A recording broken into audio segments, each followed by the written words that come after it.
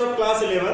तो आज हम समझने वाले हैं परिवर्ती बल के लिए कार्य ऊर्जा प्रमेय। क्या समझने वाले हैं? परिवर्ती बल के लिए कार्य ऊर्जा प्रमेय। तो जैसा कि आप यहाँ पर देख रहे हैं कि मान लीजिए कोई वस्तु है, उसका ये तो आपको पता है कि वस्तु का प्रारंभिक वेग u मान लो, उसका द्रव्यमान m मान लो, अंतिम वेग v मान लो, ये तो सब पता है हमें।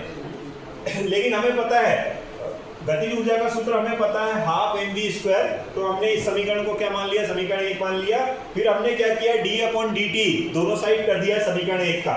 समीकरण 1 का किया तो हमें पता है कि v किसका फलन है? v समय का फलन है। तो हम इसका जब क्या करते हैं, अवकलन करते हैं, तो d/dt का करेंगे तो 2v dv/dt आ जाता है। ये बच्चे ध्यान रखिए, dv/dt आ जाएगा, 2v dv/dt। तो हमने यहाँ पर v इसके प्लेस पर क्या लिख दिया? 2v dv/dt। यहाँ पर अभी कैंसिल मत करिए, आगे वाली स्टेप में कैंसिल करेंगे, है ना।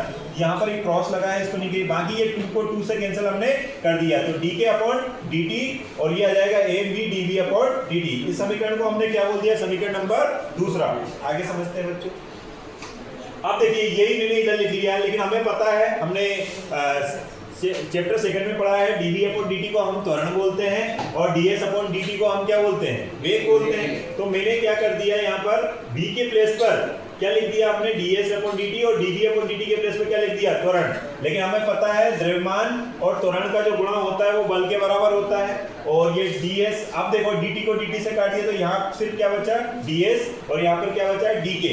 अब हमने दोनों साइड क्या कर दिया? समाकलन कर दिया। समीकरण 3 का दोनों साइड क्या कर दिया? हमने समाकलन कर दिया। और समाकलन करने पर ये किसके लिए आ गया? तो ये हमें पता है कार्य आ गया किसके लिए? परिवर्ती बल के लिए। और ये हमने इसकी लिमिट लगा दी, तो ये फाइनल गतिज ऊर्जा और ये कौन सी आ गई? प्रारंभिक गतिज ऊर्जा। और यही हमारी गति जो वेरिएबल फोर्स होता है उसके लिए वर्क एनर्जी थ्योरम है। Thank you.